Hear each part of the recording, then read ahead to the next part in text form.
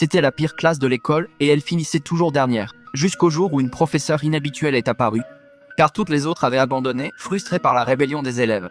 Lorsque la directrice a annoncé la nouvelle embauche, la surprise a été immédiate. La raison ? Josie mesurait moins d'1 mètre et, bien sûr, les élèves en ont ri. Ensuite, une professeure d'un ton moqueur a demandé à la directrice ce que la minuscule pouvait bien faire. Mais malgré les regards, Josie n'a pas été déstabilisée et en entrant dans la classe, certains ont comparé leur taille pour la ridicule. Cependant, au lieu de s'énerver, elle a pris un ballon de football couvert de chiffres et a expliqué que chaque élève devait multiplier les 2 chiffres touchés par son pouce. Curieux, les élèves ont commencé à participer car tous voulaient découvrir leurs résultats.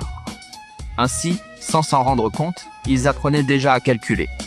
Cependant, cette méthode a dérangé une autre professeure qui a accusé Josie de ne faire que des jeux et de ne rien enseigner. Non satisfaite, elle est entrée dans la classe et a ordonné à Josie de suivre la méthode traditionnelle du tableau noir et de la craie. Repartons. Bien que gênée, Josie a emmené la classe dans la cour, dessinant une calculatrice géante sur le sol, transformant les chiffres en cases sur lesquelles sauter, rappelant le jeu de la marelle. Enthousiastes, les élèves sautaient d'une case à l'autre en résolvant des formules, tout en riant et en mémorisant le contenu du cours. Mécontente, la professeure les a interrompus, disant qu'ils n'apprendraient jamais de cette façon. La directrice a décidé de faire confiance à Josie, qui, avec son approche décontractée et créative, a projeté des films de motivation et proposé des débats après que la classe ait répondu aux questions.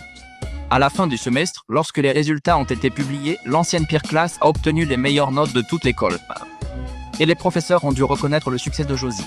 Cependant, la jalousie n'a pas tardé à faire son œuvre.